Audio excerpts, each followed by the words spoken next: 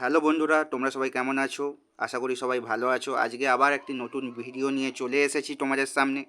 আজকে ভিডিওটি মূলত সেবির কিছু নতুন গাইডলাইন্স নিয়ে security and exchange board of ইন্ডিয়ার তরফ থেকে কিছু নতুন রুল আনতে চলেছে। আসলে এটি রুল নয়, রুল আনার আগে তোমাদের কাছে কিছু পরামর্শ জানতে চেয়েছে। সেই পরামর্শটা কি সেটা বলার আগে তোমরা যারা স্টক কেনাবেচা করো তাদেরকেও বলে দিচ্ছি আমরা কি করি। আমরা কোনো স্টক ডাইরেক্ট কিনতে পারি না, তাদের জন্য আমাদের ডিমেট অ্যাকাউন্ট হয়। আর আমাদের ডিমেট অ্যাকাউন্টটা কার কাছে থাকে? কোনো একটি ব্রোকারেজ ফান্ডের কাছে। সে জিরোদা হোক, অ্যাঞ্জেল ওয়ান হোক, কোয়ান্ট হোক, যাই হোক। তারা কি করে? তাদের কাছে আমি আমার পছন্দের স্টকটা কেনার জন্য আর্জি জানাই। তারা সেই স্টকটি কিনে তোমার ডিমেট অ্যাকাউন্টে রাখে সেবির কাছ থেকে, এনএসির কাছ থেকে, ন্যাশনাল স্টক এক্সচেঞ্জের কাছ থেকে, এবং পরে তোমার সাথে ডিমেট অ্যাকাউন্টে পড়ে থাকে। কিন্তু এই যে প্রসেসিংটার মাধ্যমে এই ব্রোকারেজ কিছুদিনের টাইম নেয়, একদিন দুদিন, সেটা তোমরা দেখতেই পাচ্ছ। আপনি একটা সেলারের কাছ থেকে একটা স্টক কিনতে গেলে, মানে আমি যদি বেচি স্টকটা তাহলে তুমি কিনতে পারবে, তাহলে আমি যখন সেল করছি সেটা তোমার কাছে যেতে কম করে একটা প্রসেসিংয়ের মাধ্যমে যায়।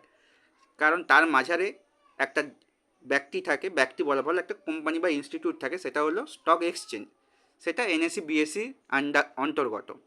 কিন্তু সেবি এবার যেটা চাচ্ছে সেটা হলো এই মাঝারে যারা, তাদেরকে হাটিয়ে দিয়ে আপনি ডাইরেক্ট এনএসির কাছ থেকে স্টক বা বিএসসির কাছ থেকে স্টক কিনতে পারবেন এবং ডাইরেক্ট আপনার ডিমেট অ্যাকাউন্টে যাবে।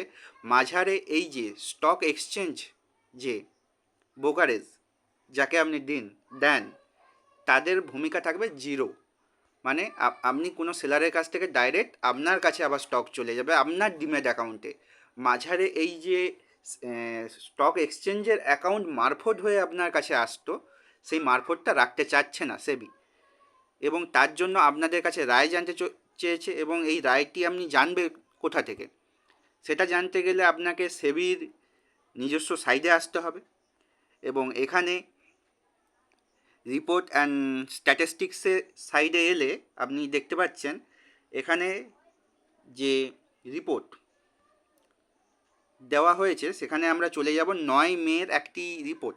সেখানে জানতে চেয়েছে, সেখানে একটি পিডিএফও দিয়েছে। আপনি চাইলে এই পিডিএফটি বিস্তারিতভাবে পড়তে পারেন, এবং এখানে বিস্তারিতভাবে দেওয়া রয়েছে আপনি কিভাবে আপনার রায়, মানে আপনার মতো আমি সবাই এই রায়ের এই তথ্যে অংশগ্রহণ করতে পারি। মানে SEBI, security and exchange board of India, সে আমাদের কাছে জানতে চাইছে মানে এই নিয়মটা আনা ঠিক হবে কিনা। মানে ডাইরেক্ট কোনো মাঝারে এক্সচেঞ্জ, মানে ওই ব্রোকারেজ না রেখে, মানে এক্সচেঞ্জ হোল্ডারকে না রেখে আপনার বায়ার থেকে পুরো ডাইরেক্ট সেলার এনএসির মাধ্যম বা বিএসসির মাধ্যমে আপনার অ্যাকাউন্টে চলে যাবে।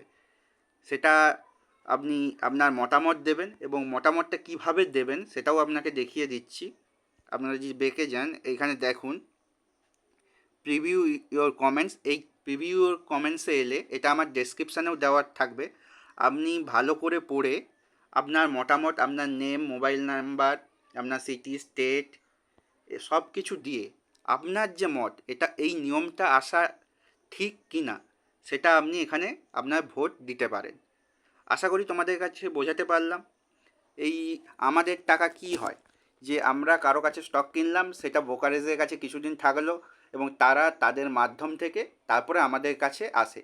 এই নিয়মটা যাতে ব্রেক করে সেবি নতুন নিয়ম আনতে পারে পুরো ডাইরেক্ট, আনা ঠিক হবে কিনা সেটা আমাদের কাছে জানতে চেয়েছে। এবং তার সাথে সাথে এটা আনার মূল কারণ হচ্ছে যে মাঝে মাঝে ওই যে এক দুদিন যেটা ব্রোকারেজের কাছে থাকে, কিছু কিছু ব্রোকারেজ একটা সময় ধরা পড়েছে যে তারা ওই শেয়ার দেখে ব্যাংকের কাছ থেকে বড় মাপের লোন নিয়ে ফ্রড করছে। তাই জন্য সেবি আমাদের কাছে জানতে চেয়েছে যে এই নিয়মটা আনা ঠিক হবে কিনা। আশা করি তোমাদের বোঝাতে পারলাম, এবং এই যে সাইডে কিভাবে আপনারা ভোট দেবেন সেটাও আমি আমার ডেসক্রিপশানে দিয়ে দেবো।